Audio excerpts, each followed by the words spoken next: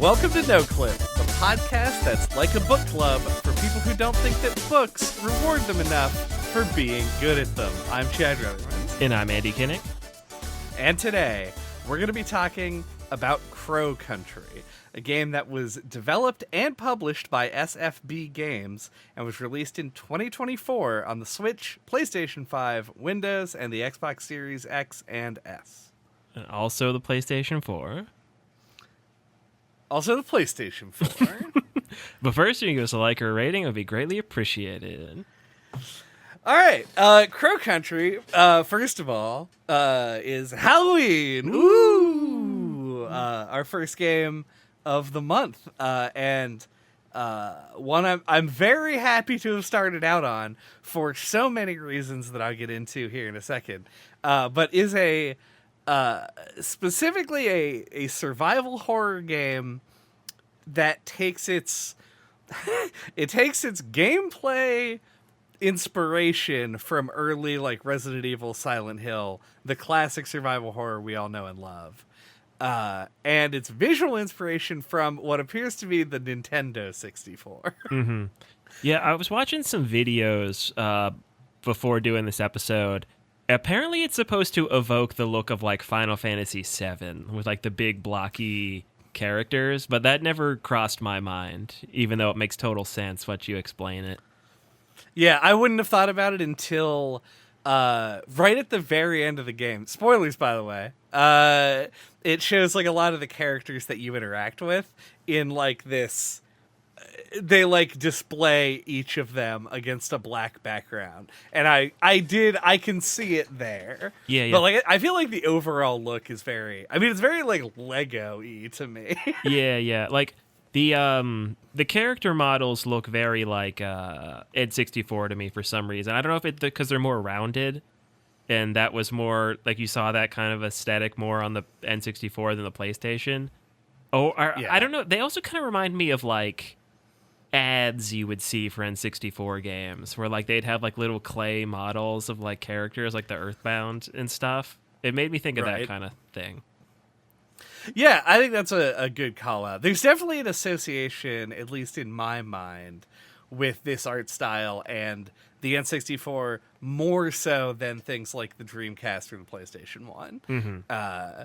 Which would have been the contemporaries at the time. But it is definitely that era is what they're shooting for. Yeah. The game itself takes place in 1990 and is set in this theme park, and everything is sort of like... There's a sort of like blocky, rounded, fun aesthetic that reminds me of toys when I was a child. Yeah, it's like cute. Yeah. Kind of. Which is... Yeah, but it's interesting because like it's the first thing that comes up, because when you look at the game, it's going to be the first thing that you think about is like, look at this visual style. Like I'm in for something specific here, and it's a choice that I don't necessarily think detracts from the horror of the game, but I might be saying that because I felt like this game didn't really lean as much into. It was more on the survival, like the resource management gameplay was kind of where a lot of the tension came from. Mm-hmm. And I didn't find the like atmospheric elements of the game to be that scary. Yeah. I don't know if I would disagree with that. Like, it's definitely like kind of creepy, or like it feels like there is a little bit of like an underlying sinisterness. But yeah, like it isn't really that scary most of the time. Like, the two moments I wrote down as being actually kind of scary were after finishing the maze in the Witchwood and like you get ambushed by enemies, and then having to weirdly like crank up the curtain in the theater because like you reveal it at your own pace. So that's like kind of scary as to what's going to be behind it. I can agree with that. Yeah. Yeah, but overall, yeah, it's more like. The theme park atmosphere, it lends it like some whimsy, I would say. Mm-hmm. Yeah, and it's interesting because it is like the intentional, and I don't want to like. This is not meant to be talking shit on the game. Mm-hmm. I feel like it is an intentional choice. It's sort of an aesthetic choice, something for the atmosphere, and the result in the game is that I felt like it had a great sense of aesthetic. Because when you look at it, like, it's a theme park that contains like a fantasy land and like a horror land, but the horror land is like Halloween spooky, with like Dracula in a coffin and stuff, more so than it is like horror in the sense of a survival horror video game. And then there's just like Neptune's Island or whatever. The it's under not the sea cove. Yeah, which is like not. They're all things that can be used, and we've played games in the past, not on the podcast, as far as I know, that have like a horror amusement park aesthetic, but it is not.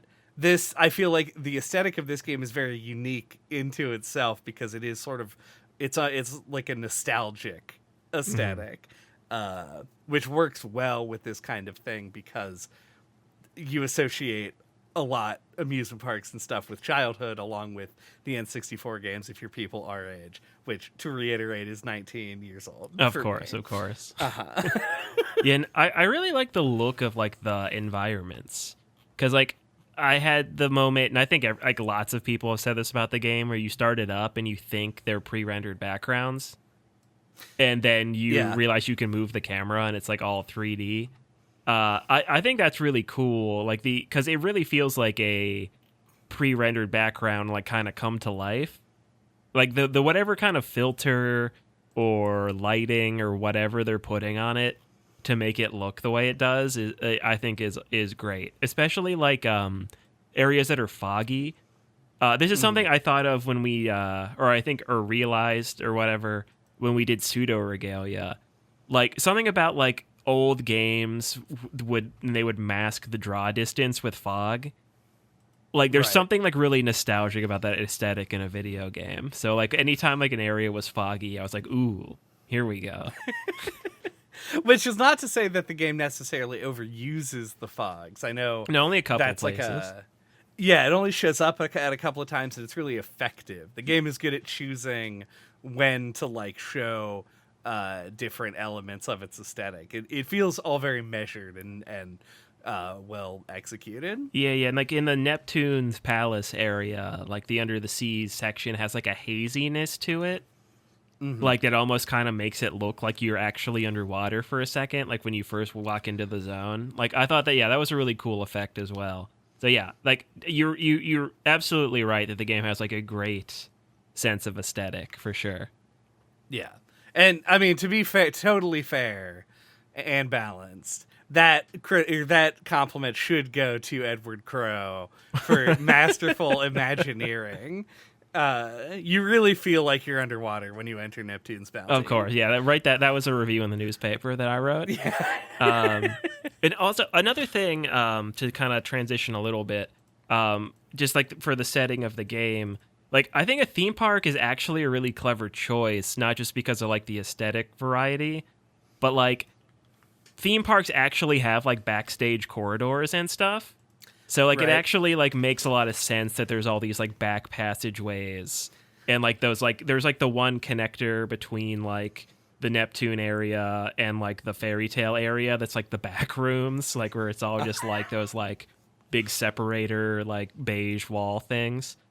I don't know, there's something about that like just when I got to it I was like, oh wow, this is like really clever, it makes sense, and it's like a really good like excuse for shortcuts and stuff. Yeah. It does make it shrinks the space a lot, because you spend the early part of the game, I would break this game into 3 like parts in terms of player understanding of the game. And it's like, beginning of the game, you're actually going to spend like quite a bit of time, I think, sort of like walking around and exploring the space and figuring out like what's what, as you sort of slowly unlock the different areas that you can go to.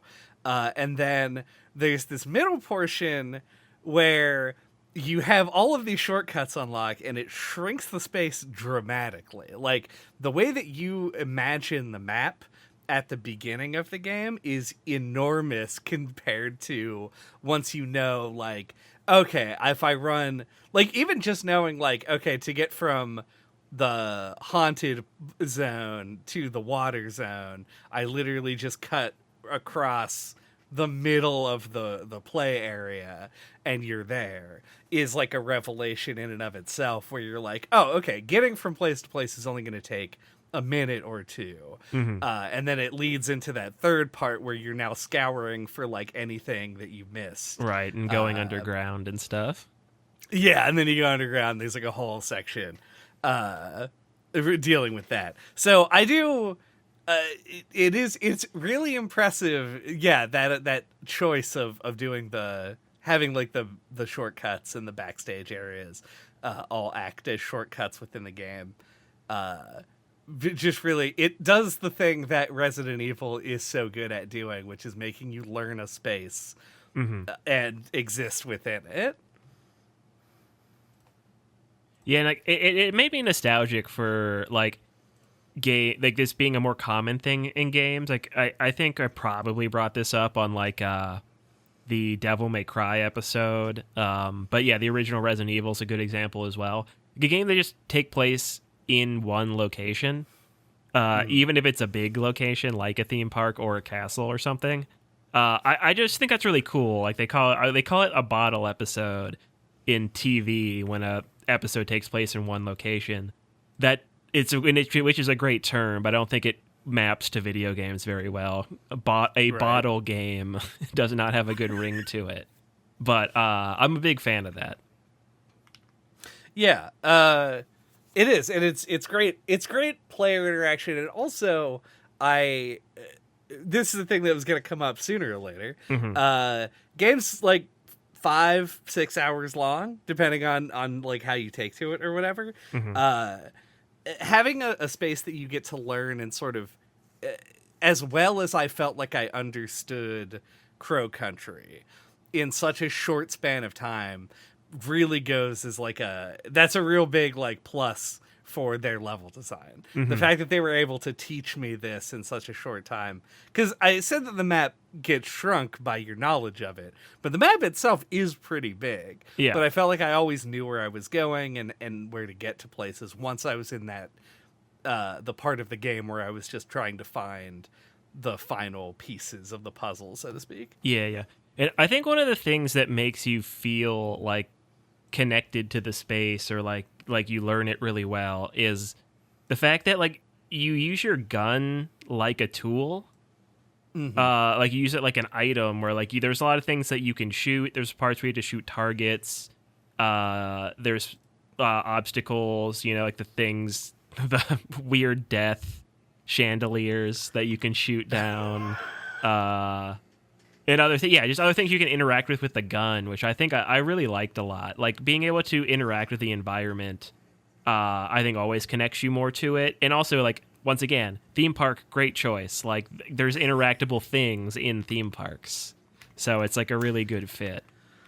God, I wish I could go to a theme park like this one that's full of dead zombies that murder you. Yeah. No, like, that had, like, the fucking, like, the compass puzzle, and there's, like, a guy pointing a shotgun at you, like, a very intense haunted house, and, like, all the puzzles and stuff to solve to get around, like, learning a passphrase to enter a zone is very cool. I know these things exist, but I have a very limited sort of world space that I've been in, and I've never been to an amusement park like that. No, I think it seems very cool. That kind of stuff is really uncommon, because then people complain when they don't have access to everything. It's like, my little Johnny couldn't figure out the passcode. I paid fucking $150 to be here. I like that we're expanding the Joanne and Cletus family tree. Right, with little Johnny. It's Joanne, Cletus, and then little Johnny, their child. Yeah. But no, like, that stuff would be fucking sweet, though. Yeah, no, shit's super cool. I do want to build more off of what you're saying about, like, using your gun as a tool. The survival horror genre is old. In terms of, like, there's a lot of them out there, and it's been around for a while. But notably, this is something that I feel like I don't think about. Having played this game, it made me realize that I haven't been thinking about it enough. And that is that the genre actually has tons of innovation in it. Almost no two games operate fully the same in terms of like their design philosophies. Mm-hmm. And I think I'm probably thinking about it right now because of the prevalence of things like Souls-likes, where it has like this not rigid, but everybody who makes a Souls-like these days is like rolling stamina management. Your attack buttons are on the triggers, like stuff like that are sort of like showing up in a lot of games now. So seeing certain mechanics that are being pulled from different places, I really like the way that this game takes its survival horror design. Using your gun as a tool is nice when resource management is a thing, but to sort of alleviate that, they also gave you an infinite single piece of handgun ammo, like a box of handgun ammo that you can go back to in your car whenever you have to. Mm-hmm. So it allows you more freedom to use your gun to just shoot at anything. Yeah. Yeah. Yeah, and it also, like, I didn't grow up playing survival horror, but, like, I know there's a couple we've done for the podcast where at the beginning, like, I just shoot everything. You know, and then like after a little while, I'm like, oh yeah, like I should probably be avoiding combat encounters and saving ammo. And I think like the using the gun as a tool, like incentivized me to avoid enemies because I'm like, oh, but what if there's a thing I need to shoot? Like, what if I need it to solve a puzzle? So I found myself running past enemies from the start because of that. So I thought that was a cool piece of design that got me to like play more in like the genre convention. Yeah, and I will say that it did the opposite for me. Where I was like, have oh, that I can infinite just ammo though. So yeah, I was like, I can just keep going back for bullets. I'll just kill every enemy and clear everything out. Because the other thing that this game does that is different from a lot of other survival horror is not necessarily. A lot of survival horror does not take place in a single location, but single location survival horror either needs an infinite number of enemies or some other mechanic to sort of like move you around. Because this game is so short, it just, when you kill an enemy, the enemy is dead. Done. It's gone. But periodically they restock on enemies. yeah, like it updates the world state. Yeah, and so you end up going into different areas and seeing new enemies. Like the first introduction to the, I can actually tell you what that thing is called. The Spindle, the tall, lanky one, is like, it's in the main area of the park where there previously were not enemies, and scared the fucking bejesus out of me because the like your your camera movement is slow and also the field of view is pretty limited, so you just sort of run around and then occasionally there will just something hoves into your field of view, you can't see the and whole scares thing. the shit out of you. Yeah. So like those moments were really great. To piggyback off something you said earlier, I think the game does a really good job of making those moments, like the two that you had described already. It's just so good at that stuff that I liked a lot. Yeah. Yeah, I agree. Yeah. Like also, like in addition to the gun being used in interesting ways, I also think like a lot of the items have multiple uses, which is another thing I thought was really cool. Like the crank you can use on the clock puzzle, but then you also use it to open the door to the Neptune zone, and like the acid you can use in multiple places, like to dissolve those bones in the toilet. And I didn't ever do that. Actually. Oh yeah. You get, what do you even get? I just got Magnum ammo, and I never found the Magnum, so I had the Magnum and no ammo. Yeah. Real gift to the Magi situation. Yeah, I found I think 4 boxes of it over the whole game. But, I found one. So I did lie there. I had 3 bullets total to use, and I used it on a mini boss. Nice. But yeah. So yeah, I liked how multiple items had multiple uses. I thought that was really cool. And yeah, like we were just sort of talking about, there are also all these secrets in the game, and they aren't. It does explicitly call them out as being secrets within the game, but even if it hadn't, and I honestly kind of wish it didn't, it incentivizes you to try to use the items in different places, because you have all of these items that could potentially be used in like getting the flamethrower and then burning that door down to get into the storeroom is very cool. And that's just like a weapon also being used like a tool in the way that I didn't know you handgun could do is. that. That's pretty cool. Yeah, I tried everything on that fucking door because it said like that door is fragile and old, and so I like threw a grenade at it, like blasted it with a shotgun. I was like, "What? I don't understand this note." And Not then I so reread the fragile note. now. It was like, yeah, apparently that door fucking shut me down. But yeah, there's just like all kinds of stuff that gets multiple uses that are really cool, and the environment like encourages you to try using things on stuff because there's so many small interactions, usually like multiple in every building in the game. Yeah, and the specific puzzle to get the map of secrets from the restaurant is a puzzle that like made me realize how much more like media literate I am now than I was as like a teenager or something.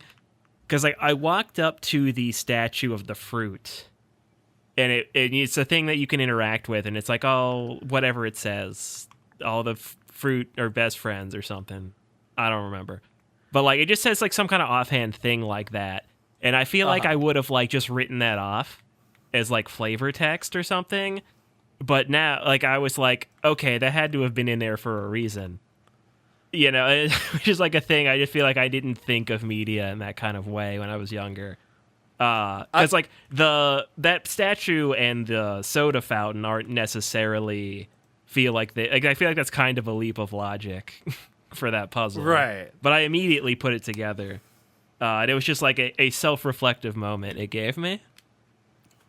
I got a taste there of what it's like to listen to the podcast without having played the game, because I don't know at all what you're talking about. I remember the soda fountain, but I didn't do anything with it, and I never found a statue of fruit. So hearing somebody with no context say, finding the statue of fruit, and I'm like, sure, let's roll. Yeah, so in the restaurant, which is in the Neptune Palace zone, on it's like in the middle of the wall on like one far end, like the opposite end of the room that the soda fountain is on. It's just like a statue of some fruit, and there's like a grape, a pineapple, or a grape, a lime, a pineapple, and a strawberry all stacked on top of each other. Right. And then those correspond to the flavors of the soda in the soda machine. So it's like you put them in that order. Like you put the grape, then the lime, then the pineapple, then the strawberry. And then it flips over a thing on the wall, and then you get a map that marks all the secrets on it. Gotcha. Well, that's the secret map. Yeah. What map is in the safe in the lounge? Because I never opened that. Oh, yeah. No, it gives you the either. code. It gives you the code to that safe. To that safe. And then the map is in that safe. That's what it is. Gotcha. So that's the secret map. Yeah. Then the map. I also did not find the map to the Halloween Town zone. Oh. Just didn't know where it was. That's just right inside the entrance. I think like to the where like the Witch's Wood entrance is with the door that's covered in wood or whatever, like all the branches. Yeah. I think to the left of it, there's like a bulletin board type thing, like a memo board, and it's just in there. Crazy. If I remember correctly. Never found it. Just didn't look at it. But yeah, there's a lot of stuff. Yeah. According to the game, I found 7 of 15 secrets or something. I know my number was 7. I don't remember what the total number is. Yeah, I want to say mine was like 10. Even though I had the map of secrets, I did not bother to get them all. That's on brand. Yeah. But yeah, no, I really like it. And the game calls this out, I think, at some point, like in maybe one of the game manuals that's lying around, one of the magazines. But like, I like how much it incentivizes you and rewards you for like just exploring. Like, I don't know if it's like the scale of the game, like, or the density of the detail in the environments because it's a smaller game, but like, it felt like that was incentivized and rewarded better than in a lot of other games to me. But like every room had a lot of stuff to find in it. Despite the very obvious oversight that I just exposed by not even knowing where that map was, I did feel like I was rewarded for the exploration that I did do. And it took me a while to like recognize when things were optional versus like hidden, which might sound like a bad thing, but it is the opposite of that, because you want your player to get as much out of the game as they can, and sometimes it doesn't behoove the experience to lengthen it out by making them get everything. And I think that this game is an example of that. Like, I was happy to find the secrets where I could and miss others and not care so much about them. I care a lot. Like, now that I'm done with the game, I'm like, damn, I wish I had gotten everything. But in the experience of playing the game, I felt like it was very smooth, which is just continually impressive, essentially, with the level design and shit like that. Yeah. So what did you think of the underground layer of the map? What do I think about it? I thought it was bad. No, well, kind of. I didn't love it I like it as a carrot on a stick, where I knew that there was like the elevators, you see them all over the map. I even like, in retrospect, like the fact that you can sort of use it as fast travel if you've cleared out everything, but it's almost never worth it to do that. I can't imagine you'd be saving more than like 10 seconds by going around that circuit than just running through the park. But it, to me, it was good thematically, but I got very tired of having to just keep going up and down. I also cleared it like completely of enemies on my first visit there, and so it was never a threat to go there. It was more of a safe area than anything else. And so I don't know, it felt a little bit more lengthening, fat more than lean to me. Yeah. No, I mostly completely agree with that. Yeah, like thematically cool. Like the idea of there being like the secret underground mining facility under the park is a cool one. But like, yeah, like I think the fact that it's just like essentially like a big circle walkway. Yeah, not the best designed area, not the most fun to explore. Yeah. And there's just a lot of similar to identical rooms dotting it. Like, it's not... I did... I think I remember what I was going to say earlier well, and it relates here. I do think that part of my experience of this game was harmed because we literally just played Lorelei and the Laser Eyes, which if you've not played the game... it is a puzzle game with a lot of number puzzles in it, and wants you to write a lot of things down.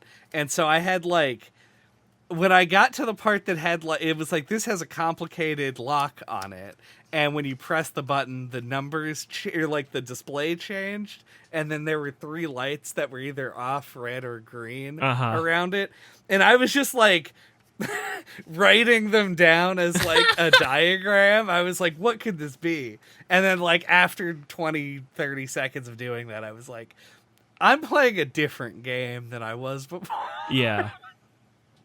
So that may have influenced my negative opinion on the area a little bit, because I spent a lot of time just staring at what turned out to be kind of a joke in the game.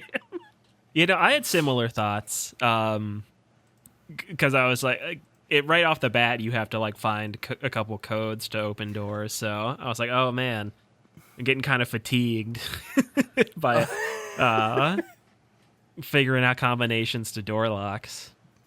I will say it feels the puzzle solving in this game is like it is a primary mechanical like component of the design of this game. Solve puzzles. It's a thing you have to do. It feels very quaint compared to all of the puzzles that we just solved in a dedicated puzzle game. Yeah. Which throws the whole like setup out of whack. Yeah. No, it ended up being like totally not an issue. But I just remember at the beginning, I was like, oh man, I feel like I need a break from games with puzzles in them after this. Oh, same. And we're probably not going to get it, frankly. But, of course, the underground area does need to exist in the game because the plot centers around a guy who finds Ed Crow. sort of a... Yeah, Ed Crow, owner of Crow Country. Yeah, he finds like a kind of almost like a cryptid, like living or like, I don't know, sapient plant that has gold on the inside, but it also looks like a pipe, like a green Super Mario Brothers pipe. Somehow I did not think that. That is correct. It looks like a green Super Mario Brothers pipe, but it has gold in the middle of it. Yeah. It is what a strange concept to go for. And it is like, I think sort of wants to be this like, I say wants to be, I think it succeeds in being this sort of Lovecraftian, the influence I would say is probably like 30% Lovecraft, 70% David Cronenberg. Oh yeah. Like, I was going to say throw in like comic books. Or it's like it has some kind of like a comic booky vibe to me. Portal to Another Universe is extremely comic books. Yeah, like Doom Patrol or something. That. Yeah. It is. It's this like very sci-fi horror concept that is, I don't know. To me, I thought it was cool at the end of the game. There's more of a character-related twist that is, I think, sort of more the thrust of the game's narrative. Yeah. But all of the backstory and setup for like why are there mutants in the park is very interesting.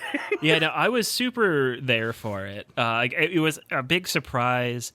And like, yeah, the moment where like you move the statue in his office and like you just find a little potted plant in there, probably the most memorable moment of the game, I think. But yeah, because up till that, you'd had a pretty standard kind of plot. Like, I think the story was pretty solid. Like, you're playing as a character who has kind of like a mysterious past who shows up to this theme park to investigate it. And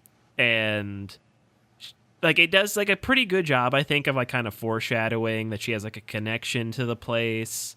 And yeah, like it's your pretty like standard sort of plot for this type of game, but I think it's executed pretty well. And yeah, your standard intrigue. And I think it's like cool that like if you're paying attention, like you can kind of see where the story's going before it's revealed, which I thought I liked, because you're like once again rewarded for exploring in not just a mechanical way, but in a story way too.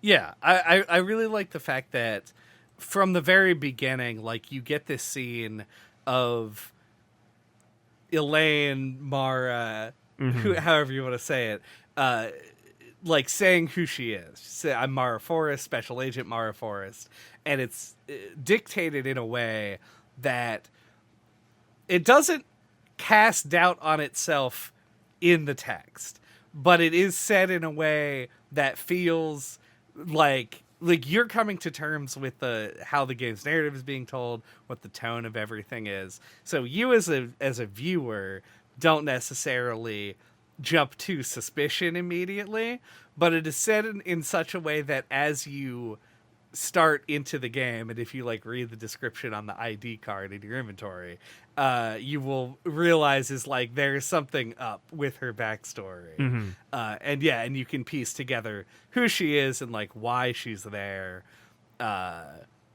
within like if you do the reading, if you figure things out. And it's not like the other stuff, like it isn't a secret. Most of it is lore text that is contained within the game that you'll run across on critical paths. So it's engaging in that way that it, like I described last week on the Lorelei episode, Lorelei and the Laser Eyes episode. Sorry that we just did another episode on a game called Lorelei.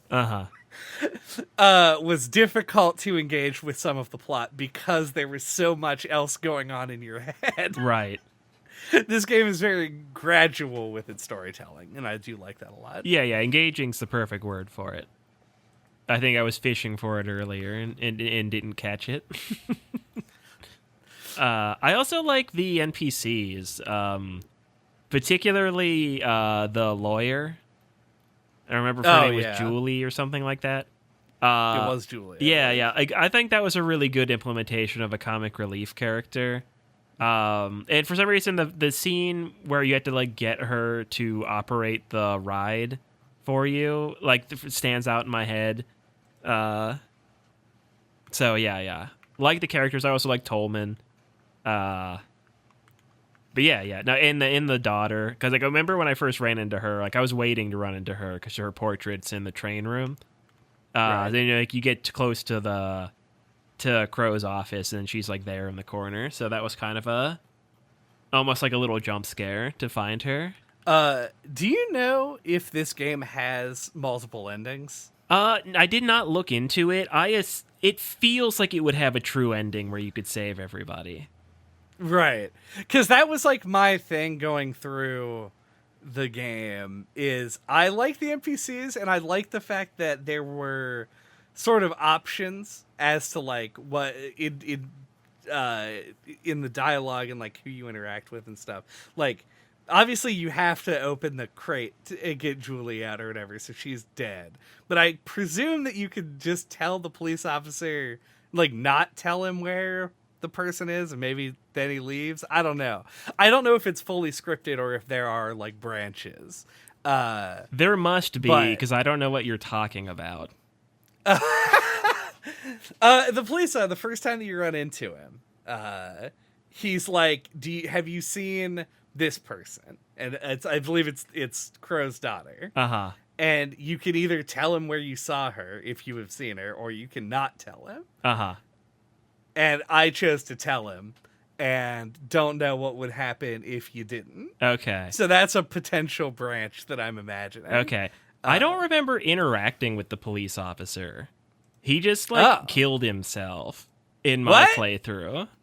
Yeah, there's a room next to Crow's office. That's his office, I guess. And he killed himself in it. That's got to be a different guy. The police officer that I'm talking about you're thinking of the security officer. Oh. Who did kill himself in an office. Right. The police officer is the guy who you are essentially impersonating. Oh, the guy who... I can't remember what he's his name. in the room with the gas vent. Okay, that guy. Okay. Yeah. All right, so yeah, I did forget. Yeah. That he was a police officer. In case you didn't believe me that I was very laser eyes pilled when I was playing this game, his badge number is 05061. Nice. Had that written down just in case it came up. Yeah. But I definitely had met him, had not found Julia yet then when I talked to him, and so that wasn't a thing. Gotcha. So the plot thickens a bit, but I don't know. It seems like the kind of game that would have multiple endings, but it made me very attached to the NPCs because I was like, I don't want them to die. Right. That's my modus operandi when going through a game. It's like, can I save the NPCs or whatever? And I don't know. I think I did, but several people died anyway. So who knows? I guess lots of people probably at this point. But they did do a good job of making me care about them, is what I'm saying. Yeah. So I guess one thing about this game that's similar but a bit different because of how the mechanics are implemented is that this game has save rooms. And I just wondered if you had any thoughts on them. Like, I think like the fact that you can't store items and that you find them like in trash cans and in soda machines. And the fact that I like that all the save rooms have just a collection of all the memos you found. I thought that was pretty cool. But like, they're functionally very similar to the Resident Evil ones, but felt kind of distinct to me, and I couldn't exactly put my finger on what it was. Yeah. The two things I noted specifically about the safe rooms is I like that the book of shit is in there. Like the book of all of the staff memos that you find that are like clues essentially to the puzzles are in it. Rather than being like on your belt, it's just sort of another way of differentiating the game, of being like, in this one, it's more about sort of like keeping things in mind and having objectives. And that's why you go to save rooms.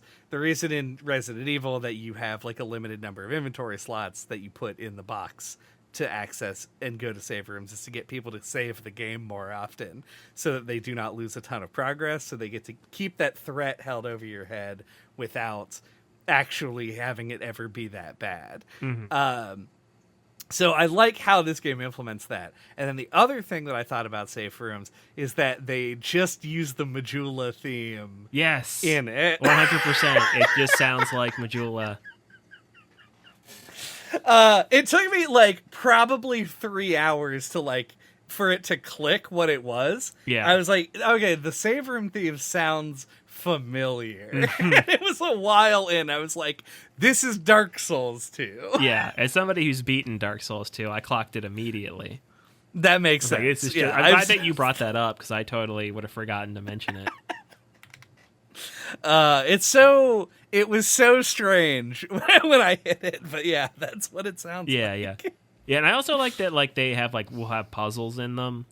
And like I like that there was like the shortcut that led back to the one in the lounge and stuff like that. So yeah, I thought that was cool.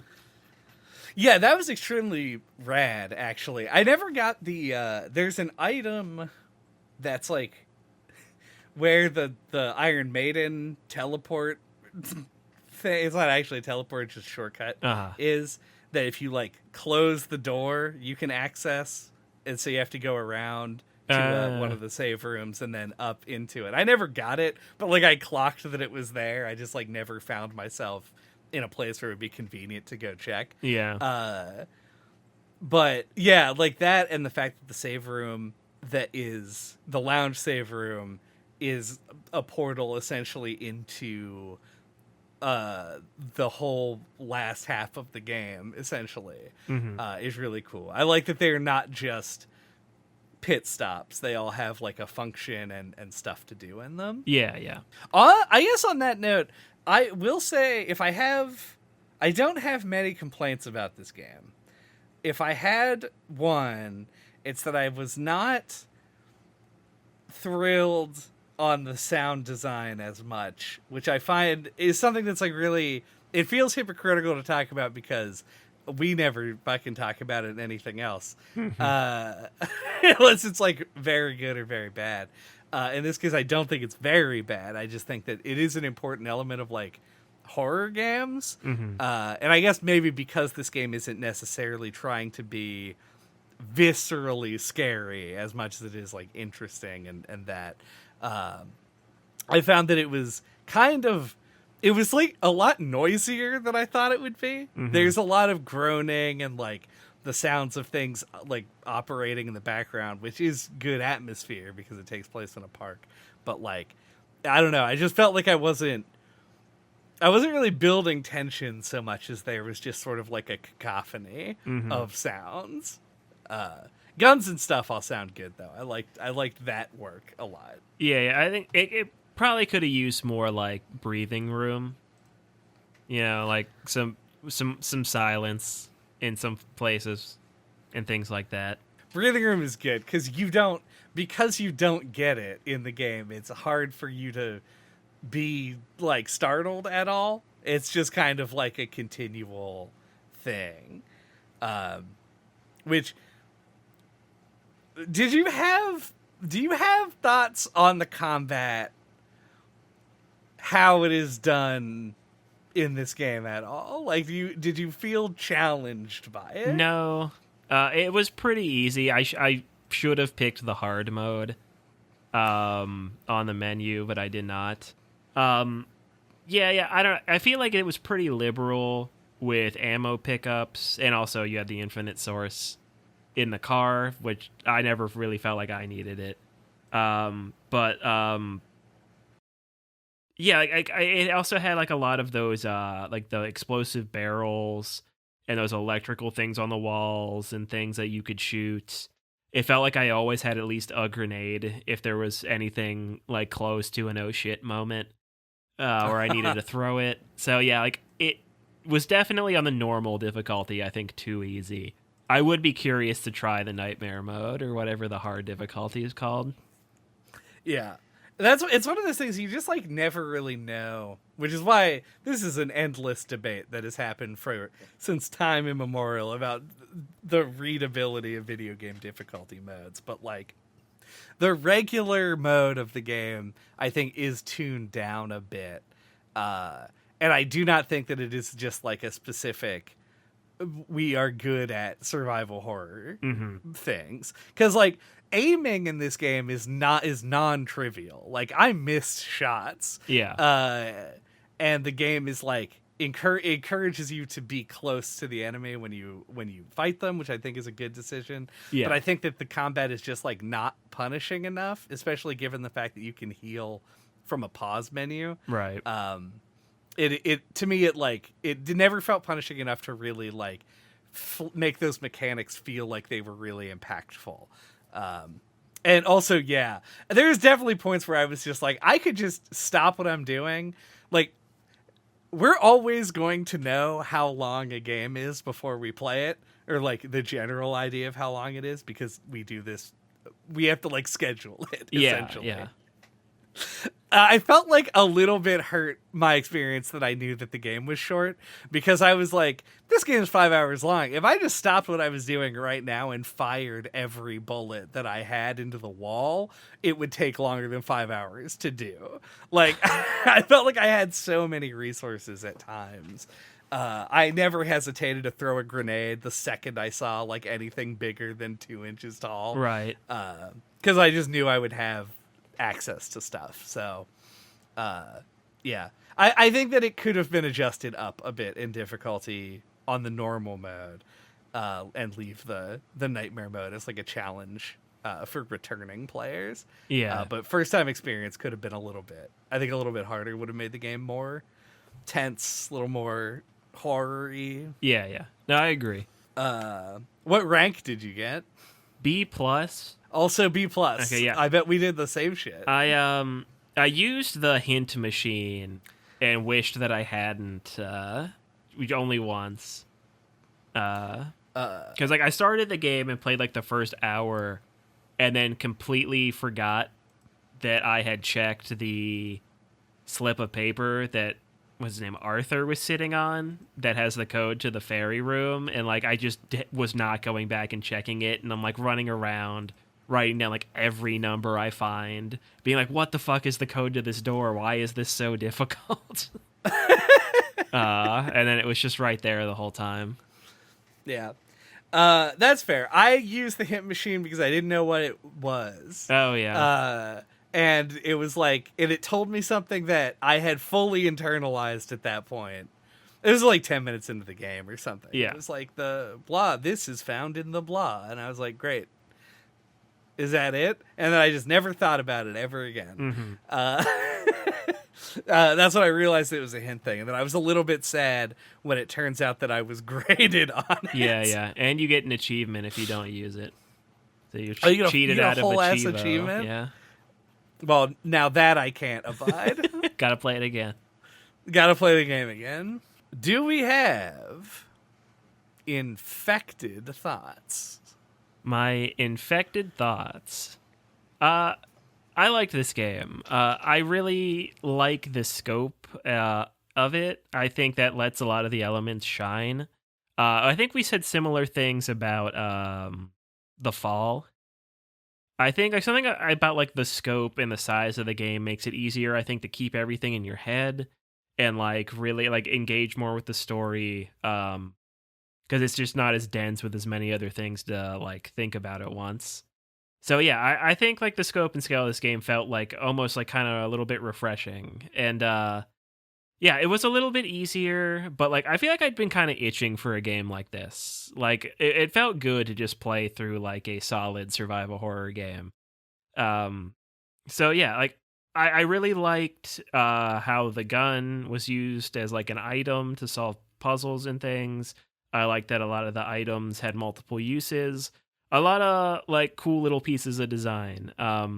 Pretty much pleased all around. Yeah, like the only thing I think that would have punched it up is if it was a bit scarier. But yeah. No, overall, like very pleased with it.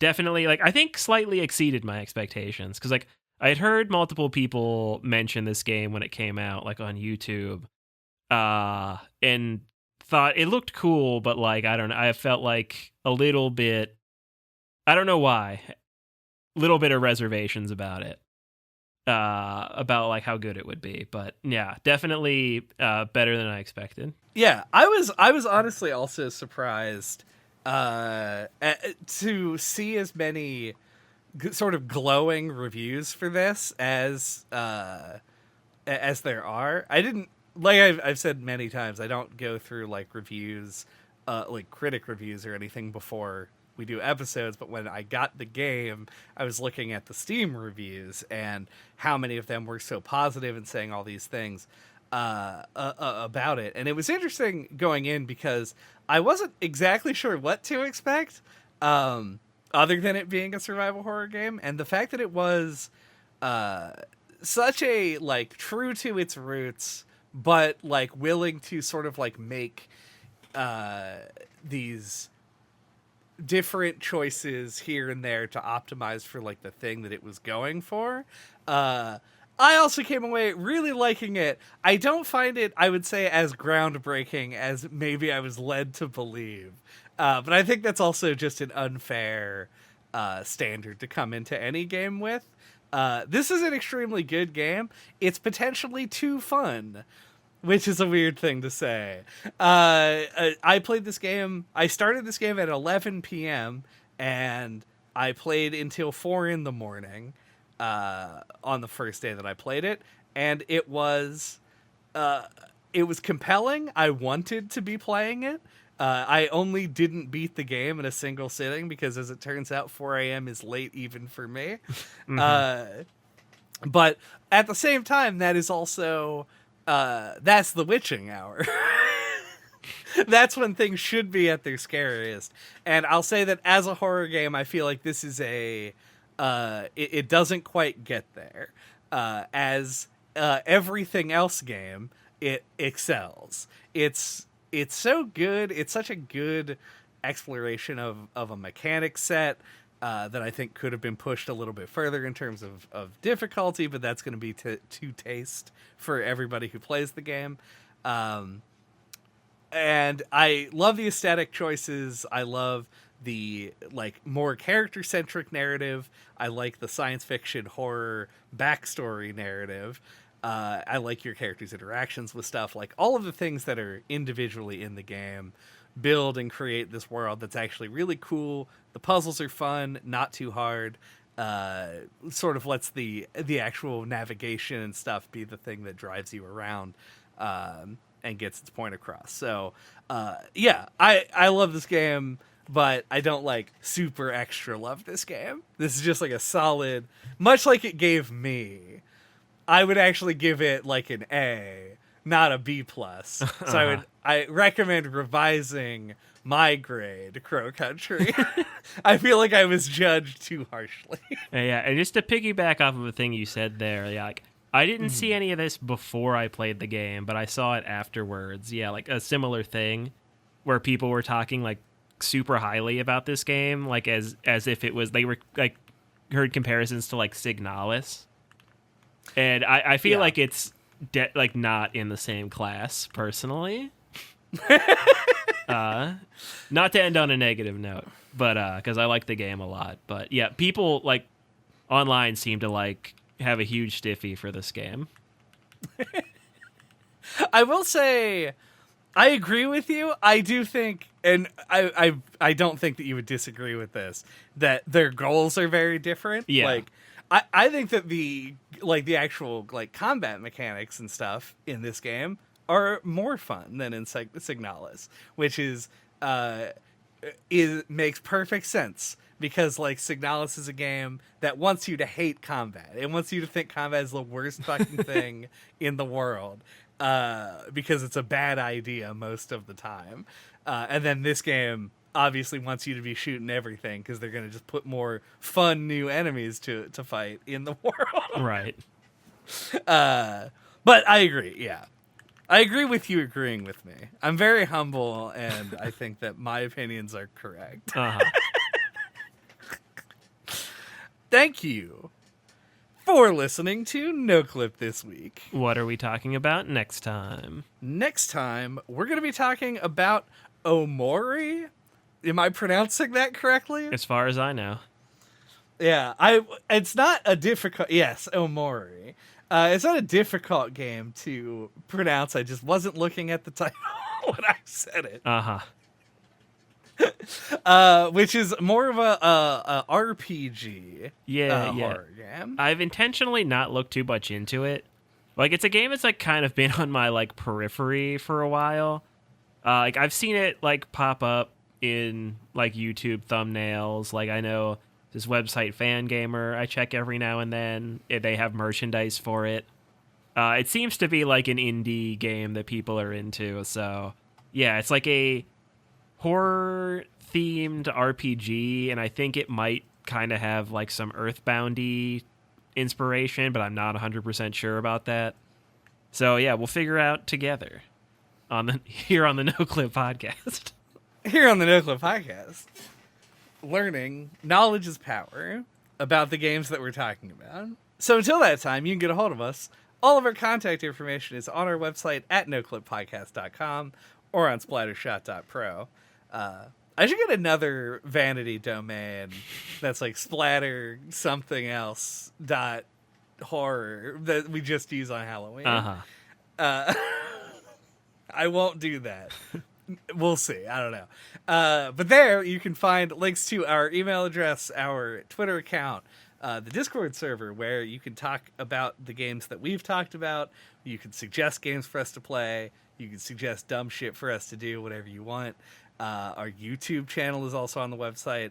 Also, you can find all of our old episodes, including the ones that we've done on Signalis. I mentioned some other game that we've talked. Oh, Lorelei and the Laser Eyes, which was a week ago. The Evil Within 2. RE4 remake. Resident Evil 7. And 8. Resident Evil 8. Etc., etc. Silent Hill 2. Yeah.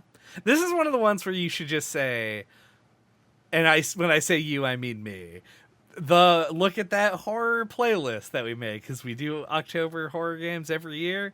And every year we aren't able to do all the ones that we want to, and the list keeps building and building. So there's a lot of them. For sure. Shoot humanoid NOCLIP podcast episodes in the head to decapitate that like button. Shoot the bell to solve a puzzle. I don't know. It seems like a thing you would do in the game. Yeah, you do ring a bell in the game. Yeah. 5 and then 8 times. I don't know. Shoot a blue electrical box in the comment section once it's full of people talking about, like our comment sections typically are jam-packed, lively. See you later. Goodbye. Happy Halloween. Happy October the 3rd. You're now exiting Crow Country. Please exit through the gift shop.